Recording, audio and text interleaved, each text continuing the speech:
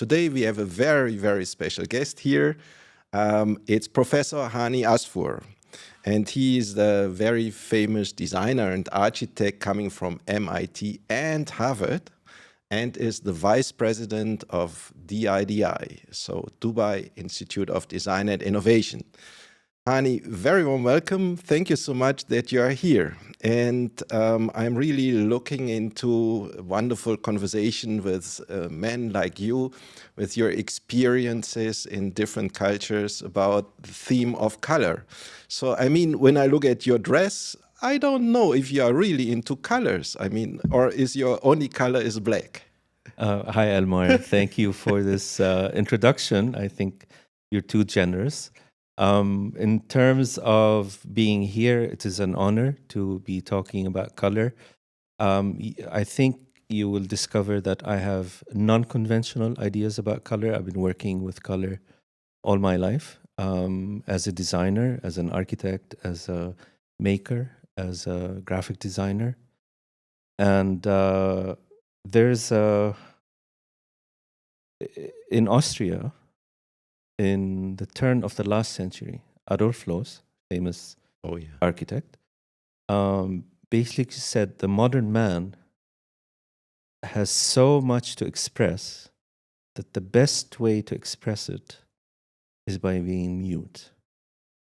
And hence, I think architects, we developed a uniform which is all black because the color's inside, it's not outside. This is at least something to think about. And then black is a form of color because it creates backgrounds, it creates a setting, and it allows accents of color to come through. So you appreciate color even more, I think.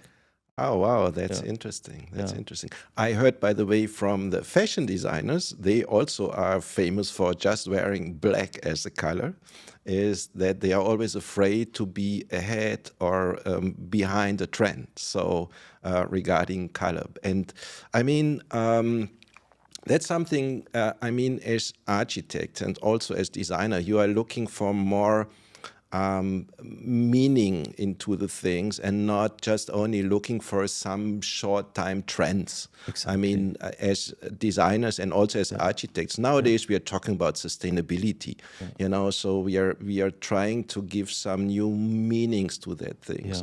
I mean, what does that mean for you in your work as designer or as architect? I mean, how do you use the power of colors and what does it have a meaning? I treat color as a precious item. And if you look at my work, you will always find color. Yeah. But it is color that is what is special. So it becomes an accent, it becomes a focal point, and it is carefully considered, meaning that I don't always put the color first. So I like when I have the time to work with a client for long term, I like them to live in the house. And then we can choose the colors because colors are meaningful. They are, how shall I say, they are expressive. But I want to be very clear. I have a very strong opinion, and I'm allergic to the term that colors and emotions are connected. This is not what I'm saying. Because I have students who come and say, oh, blue is calming. And I say, but neon blue is not calming. So when I look at color, we're looking at three things: the hue, the saturation, and the brightness of it if we're working in a digital medium. But it's helpful also to look at the colors. I mean, blue has thousands of shades. Thousands. So which blue is calming? And why this particular blue? And what is it up against? So if you know the work of Joseph Albers from the Bauhaus period, he did a lot of studies about interaction of color, showing how color changes its nature, changes its expression based on the background or context that it's in. So color is never the same. And with light changing, the color changes.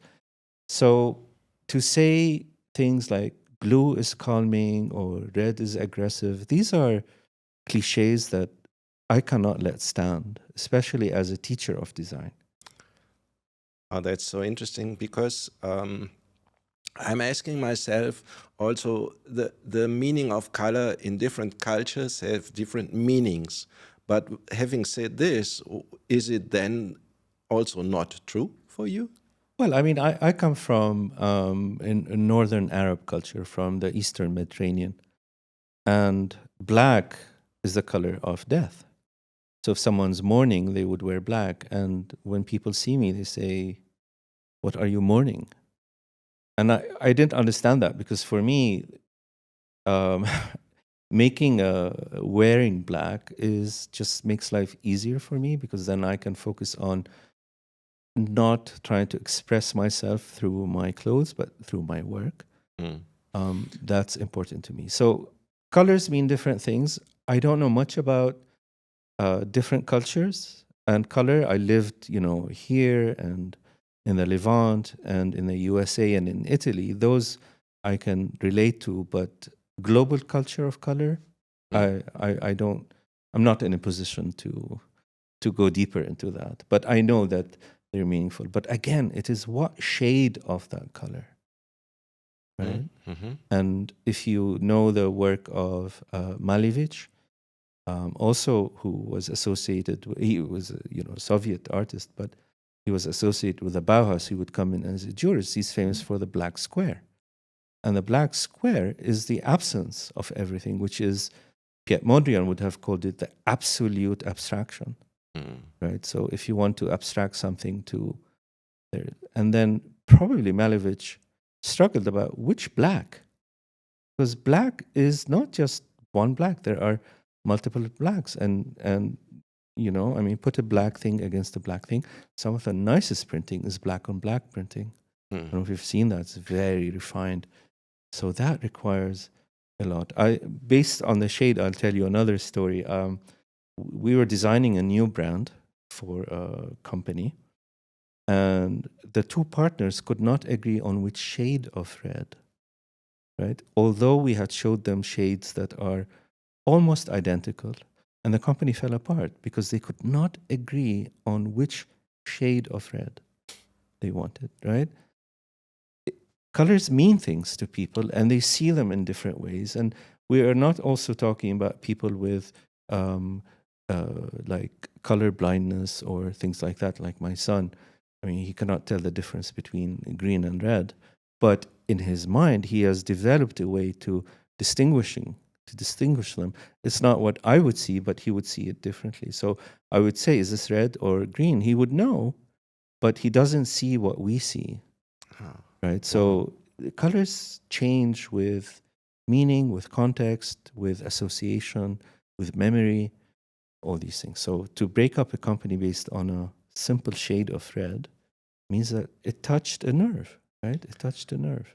Ah, that's so interesting what you say. I mean, then color is also, it's a question, is it shiny?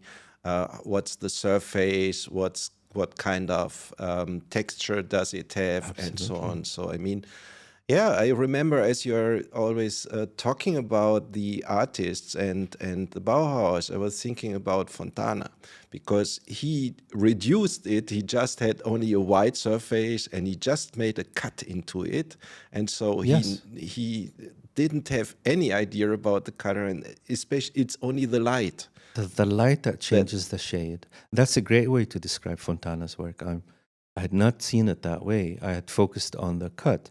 But now that you mention it and we're in a color frame, it generates different shades of Yeah, the same color. yeah. And an artist doesn't see colors the way we do. She would look at a space like this and notice that there's yellow, there is gray, there is maybe a tint of green in what you and I or any person, oh, it's just white. No, for them, they see things that it won't see. So when they represent it in their work, that's why they would mix the colors and spend time mixing the colors, because they're trying to get that shade. So like a Fontana, where I like that a lot. Yeah. Great, thank you so much. Yeah. Yeah, I mean, the question for me is, after you are now saying that the color itself doesn't say anything, it's the question of how and what kind of color, how it is used, and so on. But I mean, as designer, color is a tool. Yeah. Color is a tool to influence how we perceive something. Yeah.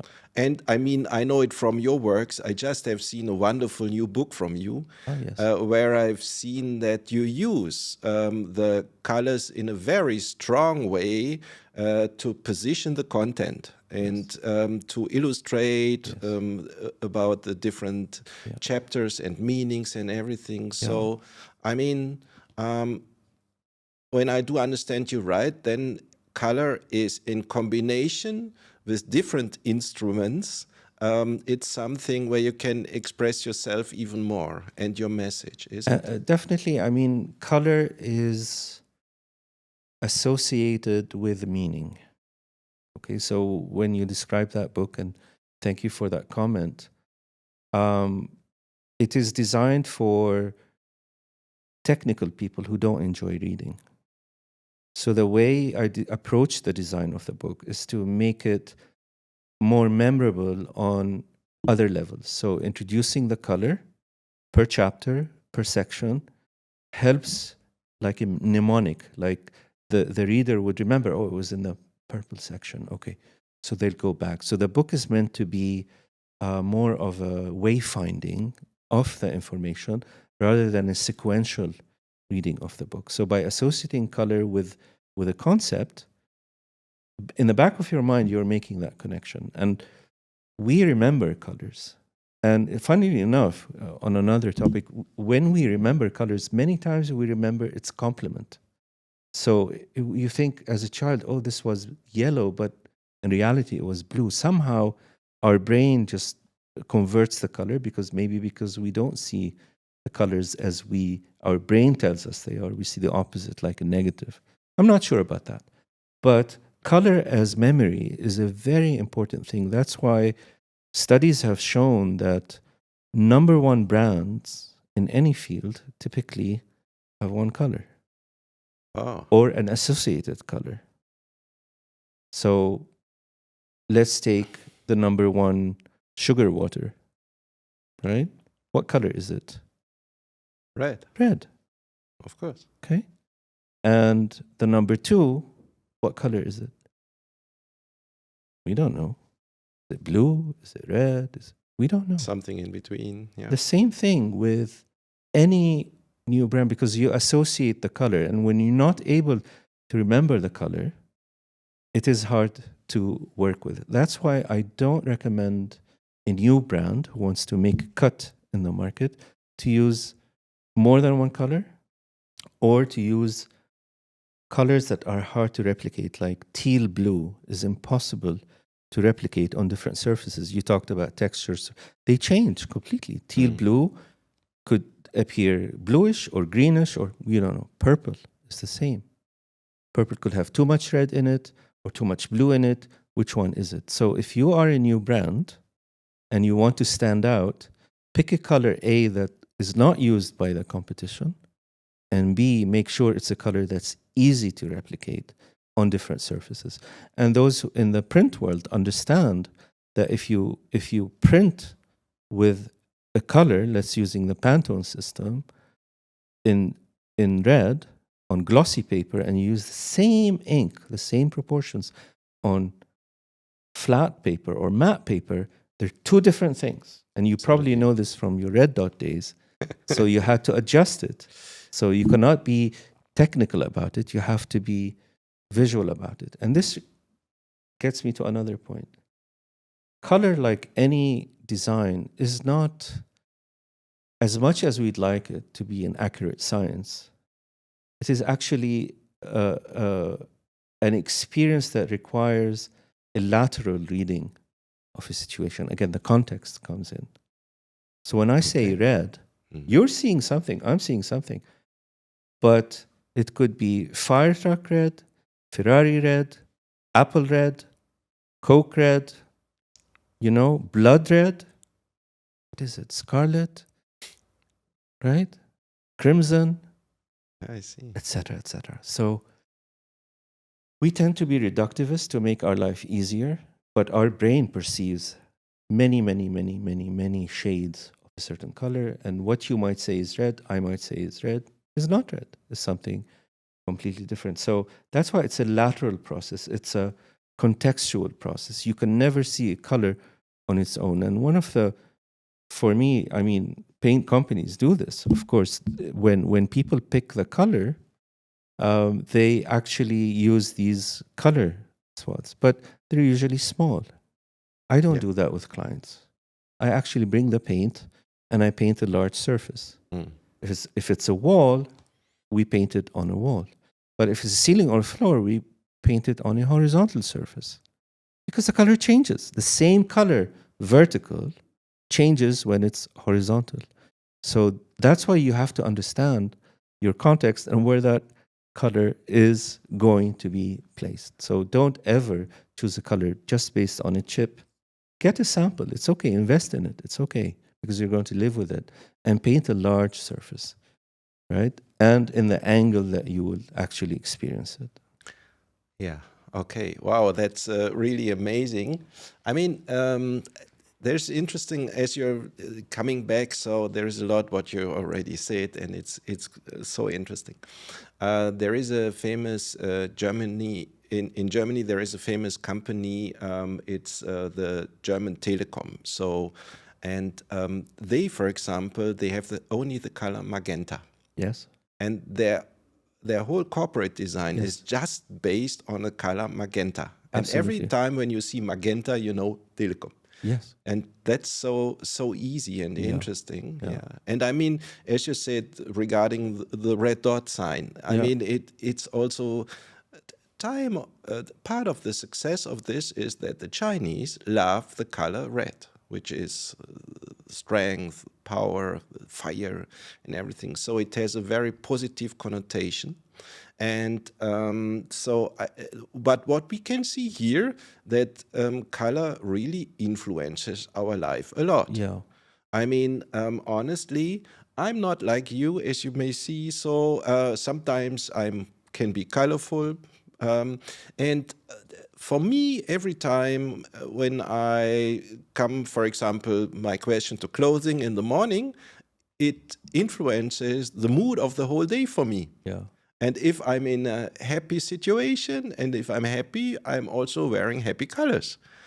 So therefore it's interesting. I think the perception is for everybody, him or herself, is a bit different, isn't it? I mean, I absolutely agree with you what you're saying. So getting a little bit neutral into that on one hand, on the other hand, there is a lot of expression there. And I mean, coming back to art, if I remember Yves Klein with his Yves Klein blue, I mean, it's a brand itself. So, and no matter what he did, it was just as long as it was his blue, everything is fine. Exactly. He could do anything and make it that shade of blue, the Yves Klein blue. And if someone uses that color, they might be mistaken for an Yves Klein, right? So you own that color. And it's very important for startups and for new companies is to own a color. So let's say you want to start a water brand. So color associated, immediately we're thinking blue, light blue, fresh. But if you look at the market, all of them are this color, except Perrier is green, right? Not by accident. And my Dubai here in Dubai is red, right? So this is very clever from my Dubai because you wouldn't associate red with the color, but like a name, the brand grows into the color. So now people don't think of red, oh, it doesn't work for color, for water. But if I told you that we're going to make your water red, you'd say, oh, it has nothing to do with it. But if we made it blue, you'd disappear. You can't penetrate the market. Again, so it's the same thing. So colors can change a perception, and colors have a preconceived perception. So water, blue, yeah, but it can be any other color. Interesting, very interesting for me because Now it's a question, which blue? Yes. You Yeah. see? So, and I mean, why is water blue? Yeah. Because it reflects the sky, Yeah. right? And we associate clean situations with that. So it's a very clean color. And that's the reason why it is also used in medicine parts and everything. If you look at toothpaste, it's Yes. nearly every time it's blue Yeah. because we think it's hygienic. Yes. And again, which blue? It's not neon blue, that's for sure. And it's not navy blue. It's actually a light shade of blue, like noontime sky in Dubai, right? That blue. Because later in the afternoon, the blue is going to be different. And later in the afternoon, you know, the ultraviolet would disappear and we'll pick up on the infrared, and the sky becomes red and orange and warm, right? So if you tell me it's the color of the sky, I'm going to say, at what point of the day do you mean? Right? It drives my students crazy, but this precision is important as a designer to capture what it is that you want to express. Otherwise, you're being generic, you're being, you know, one size fits all. No, no, it's not. Color is not one size fits all. Yeah, that's interesting. I mean, it's a very sensitive theme. Absolutely. And so as I came years ago, as I came to Dubai, I was also trying to figure out which colors are Dubai. Yes, I mean, absolutely. Yeah. there is also very special shades of colors Yes. which belong to Dubai from my Yes, point of view. absolutely. Where does it come from? What do you think? It's I the mean, light mostly. It's the light, which is how we perceive color, because we perceive color in light. So I had a client, I did a home for them in Beirut, and I used a very bright pistachio green, right? Between lime and pistachio. So it was a bit, I mixed a little bit of brown in it, of a lime color. And that worked well because of the, let's say, the oliveness of green.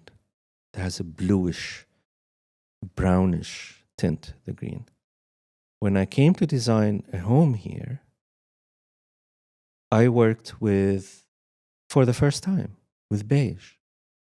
And it was a warm gray, right? A warm gray is gray mixed with brown, or black, white, and brown mixed together. Whereas cold gray is more blue, right? So I wouldn't use cold grays in Dubai. I would use warm grays in Dubai. And it makes a big difference. It just grounds everything. It's just because we perceive colors in a different way. And because we're closer to the equator, noontime, the sun is really literally in the middle of the sky. Whereas where I spent 20 years in Boston, the sun never reached the top. It would stay, you know, below I forget the name of that high point in the sky. And that changes everything because you have longer shadows. Like Fontana, the shadows make colors a bit, in at least in the north of the US, colder. So the sun is never, the sky is never as saturated, right, as somewhere in the middle, like in Europe, Italy, Germany, or it's not as exposed, like in camera exposure, here. Here it verges towards yellow white, the high noon sky. In Boston, it is blue gray, and in Beirut, it's blue. In my opinion, I grew up there, but what I mean is that depends on the relation of the sun and the earth. It changes, yeah. yeah, it's interesting. It's really interesting because let me say the Scandinavian light, for example, the Scandinavian colors are completely different. They're whitish, grayish, than the Mediterranean colors, like in Italy or Spain, and so. Yeah.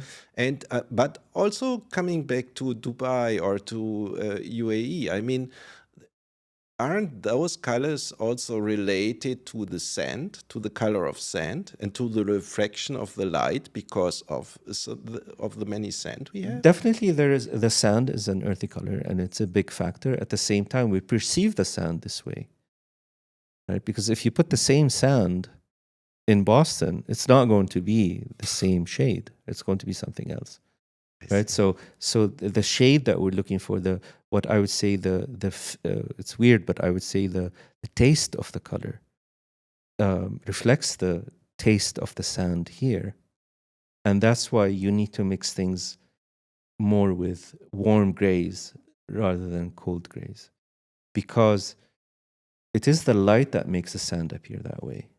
Because the same sand somewhere else is going to be different. Yeah. So what we can already see, and by the way, it's not only with the sand, it's also some sand is more fine, some sand is more harsh and everything. So it's not only the color, as you say. Yes. I mean, it's also the structure and everything. Yes, absolutely. And so on. Yeah. I mean, it's interesting because it's the question of micro macro. So every time when we are going, as we are now discussing about the meaning of color, if we are going to more detailed view, into more micro view, we understand that there is much more than just only one color. So that means also there. Isn't it interesting as architect? I mean, in the more Mediterranean related and in the more warmer regions, the surface of the walls is just the wall itself, the stone. If you're going into other parts of the world, it's kind of wallpaper or whatever. So that is already warmer than just the structure of stone. What does it do with the architecture and with the interior design? Because I remember, I don't know, who was it? The waterfall house, for example. They have a lot of natural stones in there. Yes. So yeah. Again, it has to do with the prevalent construction material, what is available locally. So when I'm building, earlier you talked about sustainable, I try to use as much as possible local materials. Increasingly so, as I become more aware about the repercussions of importing materials. So that's something that happened gradually through awareness, right, and realizing. So, so when I worked in the U.S., it was a big shift for me because the materials are completely different. We built homes from wood, right? I mean, in Lebanon, we have a lot of wood. I mean, the cedar wood is famous, but now they are preserved. So we don't use it anymore, right? So wood construction is not something that that I knew about because we built in stone and concrete. Now, when I went to the US and we built things out of wood, it was a whole new thing for me. And for wood to be able to insulate and all these things, you have to continue to add layers. Whereas the stone, you don't need to add more layers. It is insulating. I'm simplifying, of course. yeah. But to get the idea. So using indigenous materials already gives a color, because I want to bring the discussion back to color, not so much materials. And Adolf Loos, again, the architect, he said, never paint a material a color that it's meant to evoke. Meaning, if you have, one of my worst things to see is aluminum doors in brown. It's aluminum, guys. It's not wood. So don't make it wood. And you will notice that architects tend to keep the material in its natural state. So when an architect renovates a house, the first thing we do in Lebanon, we sandblast. So the stone comes through and it's so beautiful.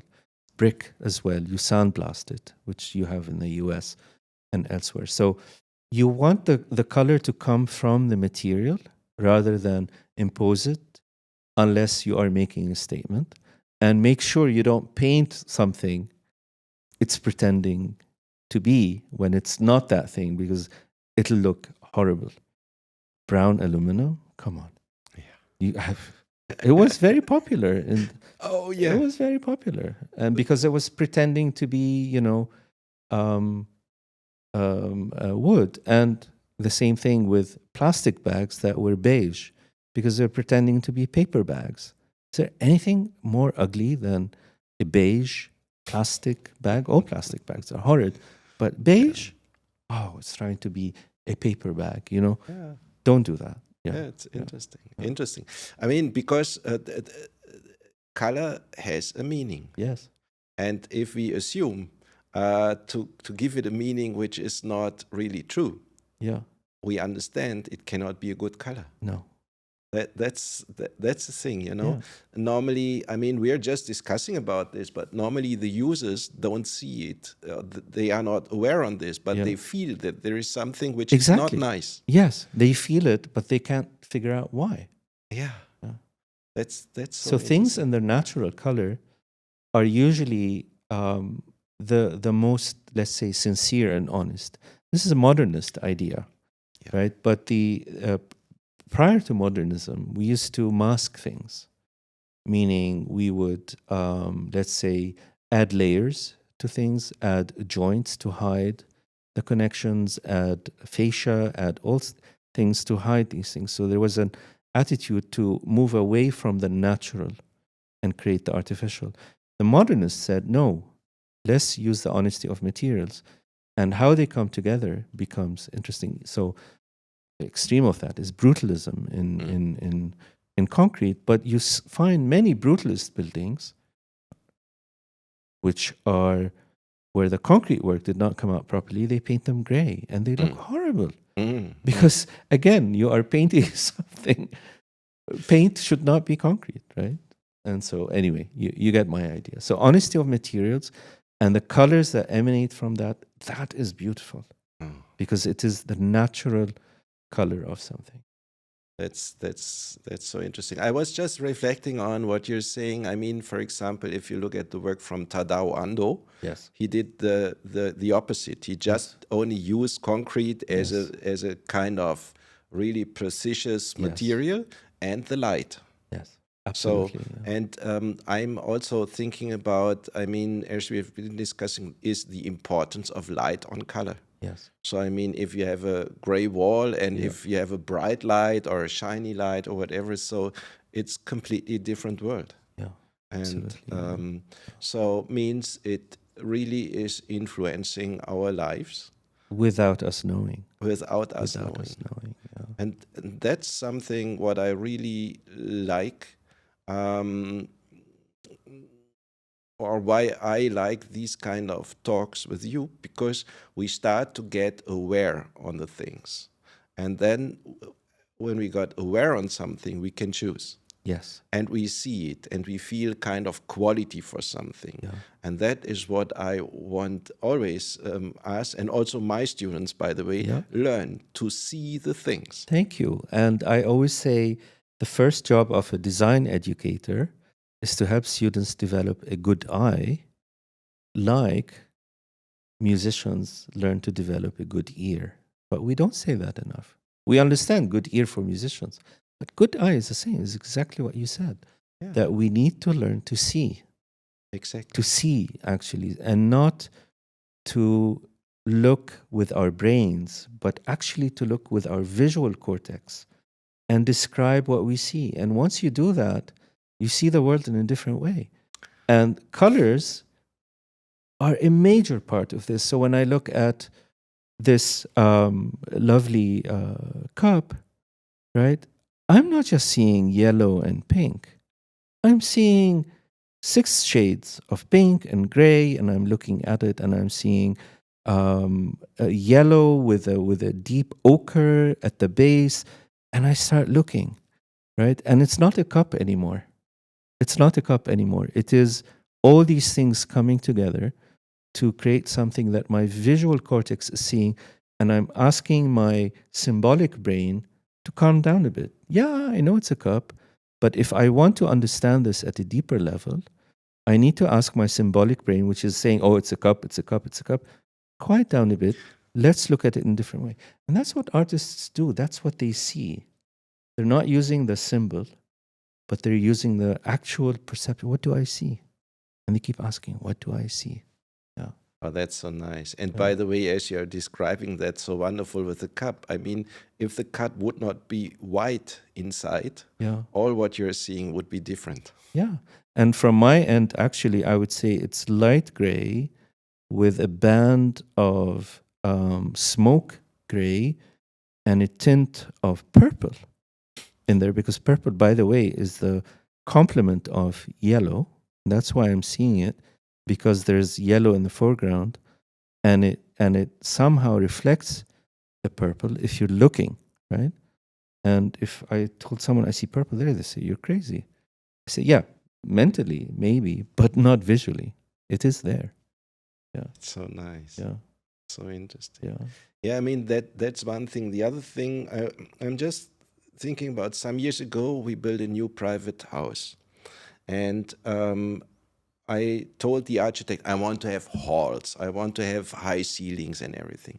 And so in the end, as it came to color or not color of the walls, he said to me, yeah, the walls we make in a very, very light gray, but the ceiling we make in a white. Normally, especially in Europe, you do it different. So because the ceiling is always a bit darker, because he said, yes, we make it like this because then it's looking even more The high. same. Yeah. You know, It looks so, the same. yes, Yeah. and Continuous is the word I'm looking for. Absolutely. exactly. And an architect, an artist, would see it that way. But if I mean, I don't know how you received it, but you might have been, you trusted the architects who said yes, but some clients would say, "What? You're crazy!" You know, no, I want them all to be white, and it's like, yes, that's what you will get, but we have to do it this way. Yeah. So That was interesting. very So- interesting. Yeah. So means, by all in all, even if you say that colors are only one part of the Yeah. truth, Yeah. but what we can see is that the truth is also that they are really part of our lives. Yeah. And that, There are ways, I love the idea of the gray, because what I discovered from my work is that if you want to focus, you have a window in the room and you want to focus on the view, paint the walls around the window gray. Then the view pops in. If you paint the walls white, the view would remain in the background. It won't join you inside the space. So if you paint something gray, then your focus is on the lightest part, and that brings the view in. So in my home, I hate TVs, right? So in my home, what I did, we have a flat screen, and I painted right behind the entire wall a line of black below, and so when the TV is off, it disappears. It vanishes. It's just a simple trick, a line of just up to the height of the TV, all black, and it disappears. The TV disappears. And when you turn on the TV, because of the black background, your focus is on the screen itself. So it works both ways. So this is what I mean. Live the space before you paint. Yeah. wow, Yeah. wow, that's amazing. I mean, it's interesting that it comes to, let me say, in quotation marks, to these simple things. Yes. Yes. But the quality of life is much smarter if we understand this. Yeah, I guess. Yeah. Yeah, and we can enjoy the things even Yeah. more. I mean, Makes me smile. I mean, when you see it, you say, okay, I get it, right? Yeah. yeah, but I mean, honestly, I learned a lot. I mean, with these simple things, but I'm not an architect. So, but I really like that. And that's a holistic view. So, I mean, yeah. Yeah, I mean,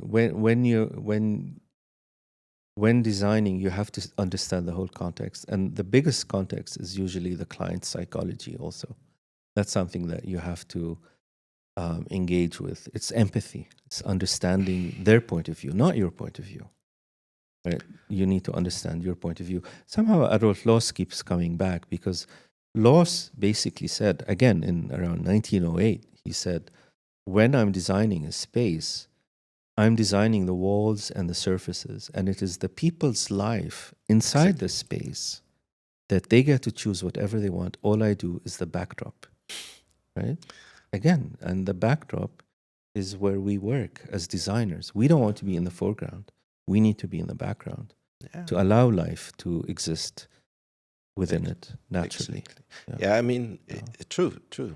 It's interesting because I mean, it's more or less what he's saying. It's like you are building a stage Yes, for absolutely. somebody to act his real life there in a way Absolutely. that he or she and the family or whoever. That's exactly it. And get- so we limit ourselves to the context. Yeah. So the waterfall house that you talk about, this is what I mean, all of the ideas of color, empathy, understanding the client, taking your time before painting, they come into this house. I have a few anecdotes, right? So one of the first ones is that the wife complained to me, and she said, my husband, he wakes up at 4 a.m, right? And he starts rummaging through his socks, and he cannot tell navy blue from black, right? And he wakes me up and says, his socks, right? Are my socks navy blue? Black. She's like, I'm sleeping. It's 4 o'clock in the morning. They're a wonderful couple. I mean, they are very much still in love after 50 years of marriage. But she's like, I'm sleeping. So when we designed the room, we created the dressing room, which usually is something you don't think about, but we made it soundproof, and we brought in natural light from above, direct sunlight, because you can tell black from navy blue in sunlight. Now, of course, 4 o'clock in the morning, there is no sunlight, and so we created the same source of the light, the same area of light, but we placed in daylight type light. So you close the door, soundproof, you switch on the light, it's like daylight, and he can pick his socks, right? And she thanked us. She thanked us afterwards for that. But who would have thought to put natural light in a dressing room? Usually, a dressing room is in the back. But this is what I mean by empathy and understanding how color actually affects the life of a couple. That's one. The second one is that they had asked me to design the rug for the family room because we couldn't find one ready-made. And in Lebanon, we have very good modern rug manufacturers. So I happened to be wearing Paul Smith socks at the time, and I love Paul Smith. It's like the Caparol logo, which I adore. Because the elephant is so cute. What I want to say is that I looked at my socks and I said, okay, I'll just make something similar. And there are 5 members in the family. There are 3 children, grown up, and 2. So I picked 5 colors and I created this striped rug, repeated. And I can show you a picture. They're very happy. And they said, how did you come up with that? I didn't tell them I looked at my socks, but so that's another one. And the third story, I have 4 stories, but the third story is that there was an area in the living room which I wanted to be warm because the client wanted everything to be white inside. And I felt that you'll only understand it's white if there's something in contrast to it. So just off of it, I created what is called a majlis, a small living room. And I brought the ceiling down from 4 meters to 2.5. So you feel also compressed in that. Then I opened the gap in it and I wanted the light to come in, but I wanted it to be very, very, very warm. And I tried different things, and it's sunlight that comes in, right? And in the end, I hired a car painter, and we painted the whole cone where the light comes with metallic orange color. So when the light comes through, it shimmers. Like if you look at a car, right? It's not one color. It's all these colors in the light. So now we have it in the ceiling, right? And it just adds so much warmth to an otherwise white space. It's like this space, like that glowing space, in relation to the rest of it. So so this is what I mean, that you have to not have a preconceived idea, but what is the big idea that you're trying to achieve? In this case, I wanted something glowing. That's amazing. Yeah. That's amazing. You know why? Because this also reminds me to another story, which I really, really also liked a lot. It was Alva Aalto. Yeah. Aalto had to design a hospital. Yes. And then he was thinking about the coloring of the hospital. Yes. And then he found out that all the people, they are laying in their beds and they are just looking at the ceiling. And so he painted the ceiling in yellow, like sunlight. Yes. And so the whole hospital is in white, but the whole ceilings are always in yellow. And I really like that idea. Yeah. This is the sanatorium, right? Yes. Where he's also famous for the bent wood furniture. Yeah. Yes, yes. It's amazing. And another thing with that is, then I'm also ending, but was the famous Otto Eicher. Yes. As in, he did the corporate design of the Olympic Games 1972 in Munich. Correct. And there he came up with the color and with the system, with the signature system for orientation. Yes. So means, let me say, yellow have been the football guys, and the whole orientation within the whole area was then in yellow for the football guys. That's right. And that's where I learned for the book to associate the color with a meaning. Because Otto Eicher and others teach us that color means something. So if you go to any airport now, and this is the work of Paul Mixenar, who designed the Schiphol airport wayfinding system. Yeah. And what he noticed is that people are in three mindsets. So you're either in a hurry, or you have time, or you need information. And so if you look at the color coding of the signs, yellow is if you're in a hurry. Blue is if you are having, you need some, you can go to the prayer hall or to the lounge, to the cafe. And brown, I think, is where you get information. So, and if you look at any airport, the colors are there, but most people, as you said, they don't notice. But in your mind, you say, okay, I'm in a hurry. Where are the yellow signs, right? And that's how it works. Otto Eicher was working at the same time, and we learned from these masters, and then we apply it in our work. So color has meaning in information design, like shape and size. It's one of the key elements. Yeah, right. So a yellow triangle has meaning. Yellow square has a different meaning, and a blue circle is a completely different thing. So you have to know what it is you're doing, and Eicher is a very good example of that. Yeah. Hani, thank you so much for that wonderful, brilliant talk. We learned so many things, and we understand that the world is very complex on one hand. On the other hand, color influences us. We use it, but we really have to be very aware on it, what it is, and it's complex. It's not only the color isolated, it's the whole surrounding, it's the whole surfaces, what we are talking about, and the behind of the surfaces, what we are perceiving to see and to feel with it. And so thank you so much for this, and I'm really happy having you as a guest today. Thank you so much.